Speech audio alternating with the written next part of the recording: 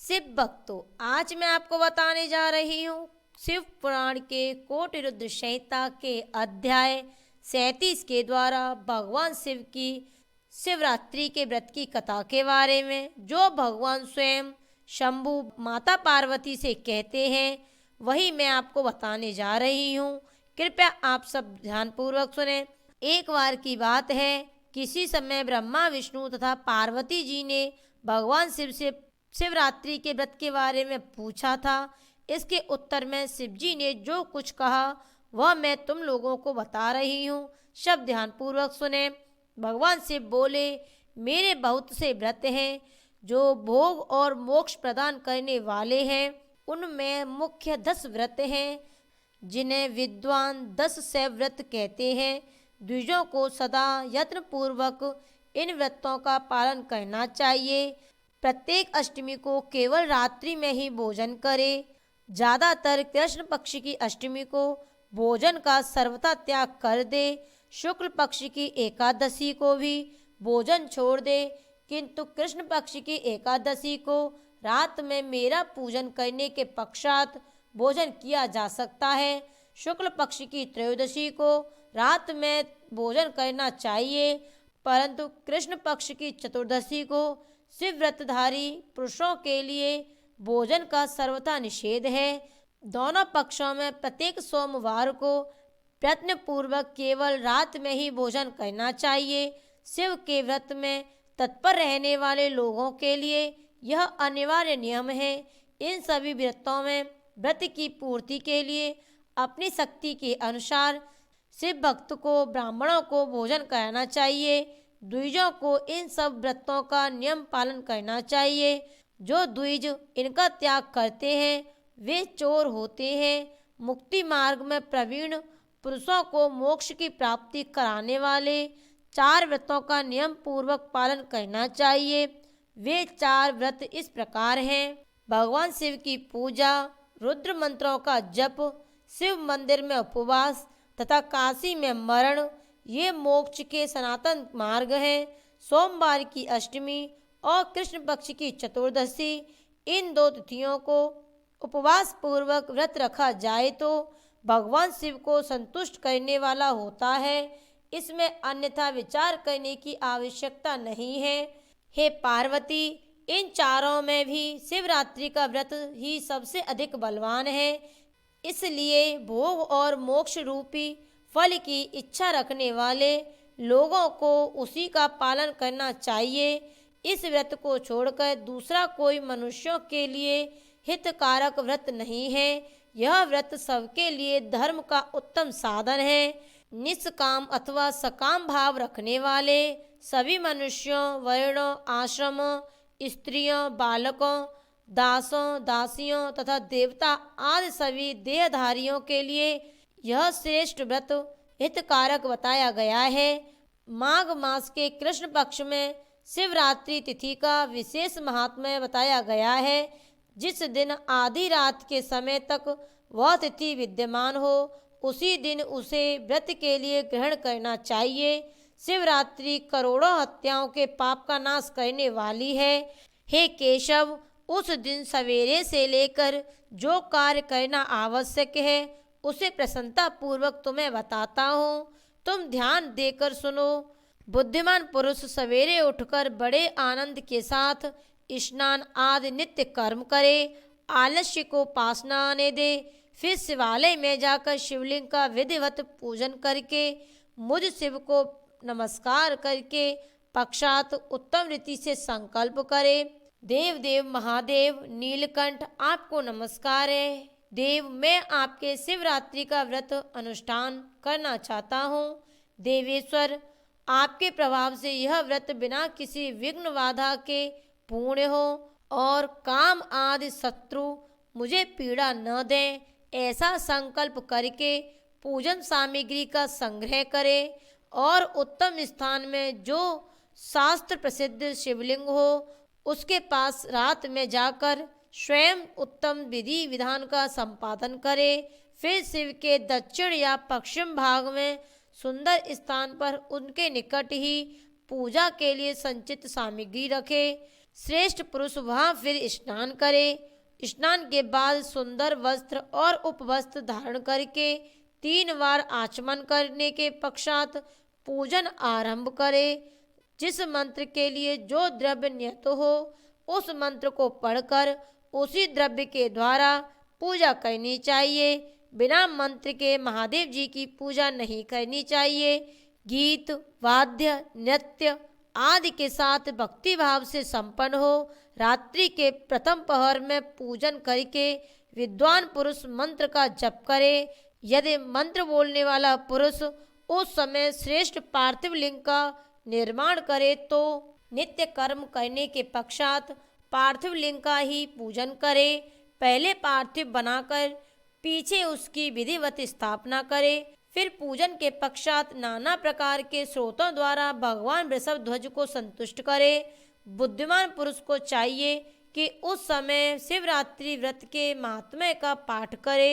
श्रेष्ठ भक्त अपने व्रत की पूर्ति के लिए उस महात्म्य को श्रद्धा पूर्वक सुने।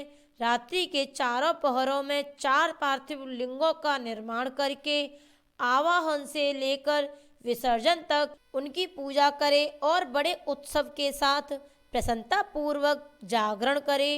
प्रातः काल स्नान करके पुनः वहाँ पार्थिव शिव का स्थापन और पूजन करे। इस तरह व्रत को पूरा करके हाथ जोड़ मस्तक झुकाकर बारंबार नमस्कार पूर्वक भगवान शंभु से इस प्रकार प्रार्थना करे, महादेव आपकी आज्ञा से मैंने जो व्रत ग्रहण किया था स्वामिन वह परम उत्तम व्रत पूर्ण हो गया। अब उसका विसर्जन करता हूँ अर्थात करती हूँ। देवेश्वर यथाशक्ति किए गए इस व्रत से आप आज मुझ पर कृपा करके संतुष्ट हों। तत्पश्चात शिव को पुष्पांजलि समर्पित करके विधि पूर्वक दान दे। फिर शिव को नमस्कार करके व्रत संबंधी नियम का विसर्जन कर दे। अपनी शक्ति के अनुसार शिव भक्त ब्राह्मणों सन्यासियों को भोजन कराकर पूर्णतः संतुष्ट करके स्वयं भी भोजन करे। हे जनार्दन, शिवरात्रि को प्रत्येक प्रहर में श्रेष्ठ शिव भक्तों को जिस प्रकार विशेष पूजा करनी चाहिए उसे मैं बताता हूँ, सुनो। प्रथम प्रहर में पार्थिव लिंग की स्थापना करके अनेक सुंदर उपचारों द्वारा उत्तम भक्ति भाव से पूजा करे। पहले गंध, पुष्प आदि 5 द्रव्यों द्वारा सदा महादेव जी की पूजा करनी चाहिए। उस द्रव्य से संबंध रखने वाले मंत्रों का उच्चारण करके पृथक पृथक वह द्रव्य समर्पित करे। इस प्रकार द्रव्य समर्पण के पश्चात भगवान शिव को जलधारा अर्पित करे। विद्वान पुरुष चढ़े हुए द्रव्यों को जलधारा से ही उतारे। जलधारा के साथ 108 मंत्र का जप करके वहाँ निर्गुण सगुण रूप शिवजी का पूजन करे। गुरु से प्राप्त हुए मंत्र द्वारा भगवान शिव की पूजा करे, अन्यथा नाम मंत्र द्वारा सदा शिव का पूजन करना चाहिए। विचित्र चंदन, अखंड चावल और काले तिलों से परमात्मा शिव की पूजा करनी चाहिए। कमल और कन्नेर के फूल चढ़ाने चाहिए। 8 नाम मंत्रों द्वारा शंकर जी को पुष्प समर्पित करें।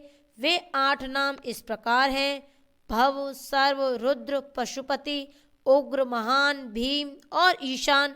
इनके आरंभ में श्री और अंत में चतुर्दशी विभक्ति जोड़कर श्री भवाय नमः इत्यादि नाम मंत्रों द्वारा भगवान शिव का पूजन करें। पुष्प समर्पण के पश्चात धूप, दीप और नैवेद्य निवेदन करें। पहले प्रहर में विद्वान पुरुष नैवेद्य के लिए पकवान बनवा ले। फिर श्रीफल युक्त अर्थात नारियल विशेषाधार्य देकर तांबूल समर्पित करे। उसके पश्चात नमस्कार और ध्यान करके गुरु के दिए हुए मंत्र का जप करे।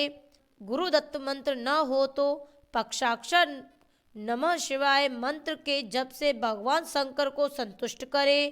ध्यान मुद्रा दिखाकर उत्तम जल से तर्पण करे। इसके पश्चात अपनी शक्ति के अनुसार 5 ब्राह्मणों को भोजन कराने का संकल्प करे। फिर जब तक पहला प्रहर पूरा न हो जाए तब तक महान उत्सव करता रहे।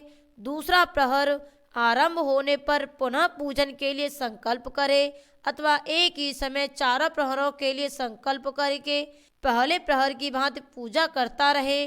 पहले पूर्वोक्त द्रव्यों से पूजन करके फिर जलधारा समर्पित करे। प्रथम प्रहर की अपेक्षा दुगने मंत्रों का जप करके शिव की पूजा करे। पूर्वोक्त तिल, जौ तथा कमल पुष्पों से शिव की अर्चना करे। विशेषतः बिल्व पत्रों से परमेश्वर शिव का पूजन करना चाहिए। दूसरे प्रहर में बिजौरा नींबू के साथ अर्घ देकर खीर का नैवेद्य निवेदन करे। हे जनार्दन, इसमें पहले की अपेक्षा मंत्रों की दुगनी आवृत्ति करनी चाहिए। फिर ब्राह्मणों को भोजन कराने का संकल्प करे।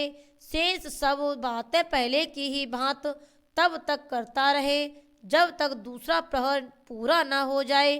तीसरे प्रहर के आने पर पूजन तो पहले के समान ही करे, किंतु जौ के स्थान पर गेहूं का उपयोग करे और आक के फूल चढ़ाए।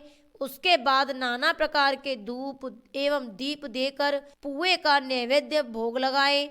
उसके साथ भांत भांत के शाक भी अर्पित करे। इस प्रकार पूजन करके कपूर से आरती उतारे, अनार के फल के साथ अर्घ दे और दूसरे प्रहर की अपेक्षा दुगना मंत्र जप करे। दक्षिणा सहित ब्राह्मण भोजन का संकल्प करे और तीसरे प्रहर के पूरे होने तक पूर्ववत उत्सव करता रहे। चौथा प्रहर आने पर तीसरे प्रहर की पूजा का विसर्जन कर दे। पुनः आवाहन आदि करके विधिवत पूजा करे। उड़द, कंगनी, मूंग, सप्तधान्य, संगी पुष्प तथा बिल्व पत्रों से परमेश्वर शंकर का पूजन करे। उस प्रहर में भांत भांत की मिठाइयों का नैवेद्य लगाए अथवा उड़द के बड़े आदि बनाकर उनके द्वारा सदाशिव को संतुष्ट करे। केले के फल के साथ अथवा अन्य विविध फलों के साथ शिव को अर्घ दे। तीसरे प्रहर की अपेक्षा दूना मंत्र जप करे और यथाशक्ति ब्राह्मण भोजन का संकल्प करे। गीत, वाद्य तथा नृत्य से शिव की आराधना पूर्वक समय बिताए। भक्तजनों को तब तक महान उत्सव करते रहना चाहिए जब तक अरुणोदय न हो जाए। अरुणोदय होने पर पुनः स्नान करके भांति भांति के पूजन पचारों और उपहारों द्वारा शिव की अर्चना करे। तत्पश्चात अपना अभिषेक कराए, नाना प्रकार के दान दे और प्रहर की संख्या के अनुसार ब्राह्मणों तथा सन्यासियों को अनेक प्रकार के भोज्य पदार्थों का भोजन कराए। फिर शंकर को नमस्कार करके पुष्पांजलि दे और विद्वान पुरुष उत्तम स्तुति करके निम्न मंत्रों से प्रार्थना करे। सुखदायक कृपा निधान शिव, मैं आपका हूँ, मेरे प्राण आप में ही लगे हैं और मेरा चित्त सदा आपका ही चिंतन करता है। यह जानकर आप जैसा उचित समझें वैसा करें। भूतनाथ, मैंने जानकर या अनजाने में जो जप और पूजन आदि किया है उसे समझकर दया सागर होने के नाते ही आप मुझ पर प्रसन्न हो। उस उपवास व्रत से जो फल हुआ हो उसी से सुखदायक भगवान शंकर मुझ पर प्रसन्न हो। महादेव, मेरे कुल में सदा आपका भजन होता रहे। जहाँ के आप इष्ट देवता न हो उस कुल में मेरा कभी जन्म न हो। इस प्रकार प्रार्थना करने के पश्चात भगवान शिव को पुष्पांजलि समर्पित करे। ब्राह्मणों से तिलक और आशीर्वाद ग्रहण करे। शंभु का विसर्जन करे। जिसने इस प्रकार व्रत किया हो उससे मैं दूर नहीं रहता। इस व्रत के फल के बारे में कहा ही नहीं जा सकता। मेरे पास ऐसी कोई वस्तु नहीं है जिसे शिवरात्रि व्रत करने वाले के लिए मैं दे न डालूं, जिसके द्वारा अनायासी ही इस व्रत का पालन हो गया, अर्थात अनजाने में ही इस व्रत का पालन हो गया, उसके लिए भी अवश्य ही मुक्ति का बीज बो दिया गया। मनुष्यों को प्रतिमास भक्ति पूर्वक शिवरात्रि का व्रत करना चाहिए। तत्पश्चात इसका उद्यापन करके मनुष्य संगोपांग फल का लाभ करता है। इस व्रत का पालन करने में मैं शिव निश्चय ही उपासक के समस्त दुखों का नाश कर देता हूँ और उसे भोग मोक्ष आदि संपूर्ण मनोवांछित फल प्रदान करता हूँ। शिव के प्रिय भक्तों, भगवान शिव का यह अत्यंत हितकारक और अद्भुत वचन सुनकर श्री विष्णु अपने धाम को लौट आए। उसके बाद इस उत्तम व्रत का अपना हित चाहने वाले लोगों में प्रचार हुआ। शिव के प्रिय भक्तों, ऐसी ही कथा से जुड़ने के लिए अर्थात जानने के लिए मेरे चैनल को सब्सक्राइब करना न भूलें और कमेंट में हर हर महादेव लिखना न भूलें और मेरे वीडियो को लाइक ज़रूर करें। बोलिए महादेव बाबा की जय।